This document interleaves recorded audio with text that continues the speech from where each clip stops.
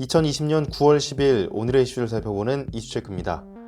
최근 필리핀 네티즌들 사이에서 캔슬 코리아라는 해시태그가 유행하면서 반한 감정을 넘어 혐한 조짐이 보이고 있습니다. 현지 언론도 잇따라 관련 소식을 전하는 등 점차 사태가 더 확산하는 분위기인데요. 자세한 내용 김아련 기자와 확인하겠습니다. 네, 안녕하세요. 김아련입니다. 네, 먼저 필리핀과 한국 네티즌 간에 어떤 사건이 있었는지 설명해 주시죠. 네, 먼저 외신들에 따르면 필리핀 틱톡 인플루언서인 벨라 포치는 최근 틱톡에 공유한 댄스 영상에서 팔에 한 문신을 짧게 내보였는데 이것이 논란의 시작이 됐습니다.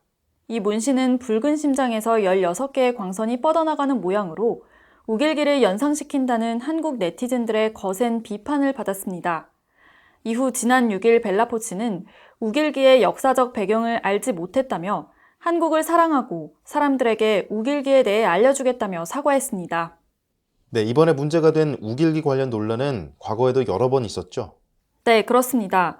우길기는 일본이 제2차 세계대전 기간 중 사용했던 전범기로 제국주의를 상징하는 깃발로 알려졌는데요. 우리나라에서는 이러한 우길기 사용이 굉장히 민감한 문제로 떠올랐습니다. 얼마 전 제주의 한 초등학교 곳곳에서 우길기를 바탕으로 도안된 교표를 사용하고 있어 문제가 되기도 했습니다. 한편 필리핀의 경우 일제의 식민지 경험은 있지만 상대적으로 우길기에 대한 인지도는 낮은 편입니다. 네, 그렇군요. 우길기 관련한 논란이 끊이지 않고 있는데 벨라 포치의 사과 이후 사태는 어떻게 됐습니까?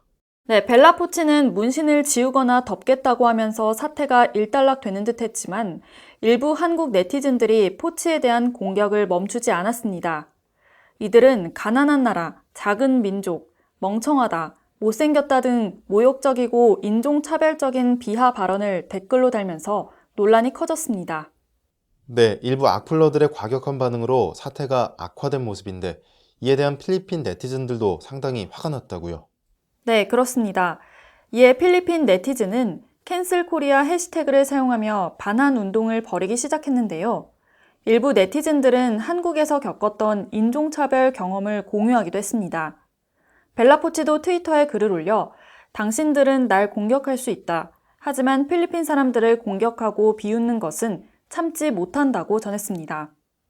또 현지 네티즌들은 한국 사과하라, 한국 취소하라 등의 해시태그를 달며 사과를 요구했는데요. 트렌드 리스트에 따르면 캔슬 코리아 해시태그가 달린 게시물은 하루 만에 약 35만 개가 게시됐습니다. 네, 사실 그간 필리핀에서는 한류 열풍이 크게 불었었는데 이런 상황이 지속되면 한국에 대한 전반적인 이미지도 실추될 것 같은데 어떻습니까?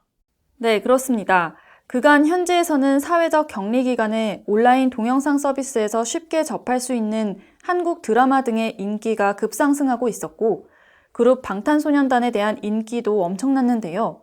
필리핀의 한 누리꾼은 방탄소년단의 2018년 유엔 연설을 거론하며 인종차별을 하지 말라는 그들의 말은 자신의 더러운 사상을 숨기기 위한 궤변이었다고 비난했습니다.